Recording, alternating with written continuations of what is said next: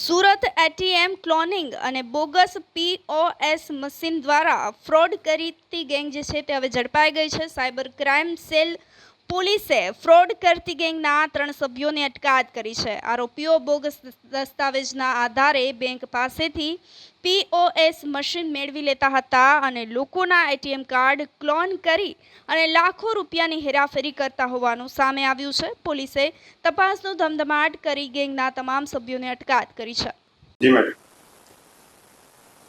ખોટી ઉદ્યમ સર્ટિફિકેટથી POS machine મેળવી અને એ મશીન હરિયાણા ખાતે મોકલી અને ત્યાંથી એટીએમ કાર્ડ ક્લોન કરનાર જે ગેંગ છે એમની સાથે મળીને જે સાયબર ફ્રોડના પૈસા છે એમને હેરાફેરી કરનાર ગેંગને સુરત શહેર સાયબર સેલ દ્વારા ઝડપી પાડવામાં આવ્યું છે, જેમાં 3 આરોપીઓને આપણે અટક કરી છે।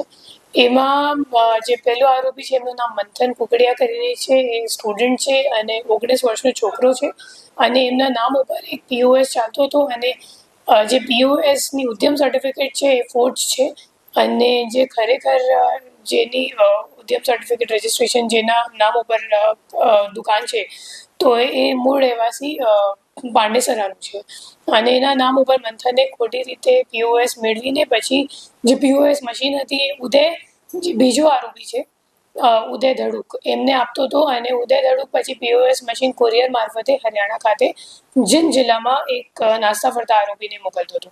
પછી એક ત્રીજો આરોપી છે એમનું નામ પ્રિયાંશુ છે અને હરિયાણાથી એ લોકો જે ક્લોન કરેલું એટીએમ કાર્ડ હોય તો એ સ્વાઇપ કરતા હતા અને સ્વાઇપ કરીને પૈસો પીઓએસ મશીનથી જે લિંક્ડ બેંક એકાઉન્ટ છે એમાં જતો હતો અને એમાંથી પછી પ્રિયાંશુ વિથડ્રો કરીને એ લોકોને પોતાનું કમિશન આપીને પછી બાકીના પૈસા રોકડ રૂપિયા એ લોકો કેશ ડિપોઝિટ મશીન મારફતે જે હરિયાણાવાળા આરોપી છે એમને મોકલતું હતું।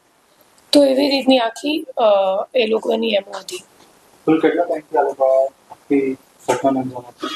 કહેવા અનુસાર તો એ લોકો છેલ્લા દોઢ મહિનાથી આ કામ કરે છે, પણ હવે તપાસમાં ખબર પડશે કે કેટલા દિવસથી એ લોકો કરે છે ખરેખર। આમાં મુખ્ય આરોપી કોણ છે? આમાં મુખ્ય આરોપી ઉદય ધડુક અને બીજો પ્રિયાંશુ અને ત્રીજો નાસ્તો ફરતો આરોપી છે હરિયાણામાં છે જીંદમાં।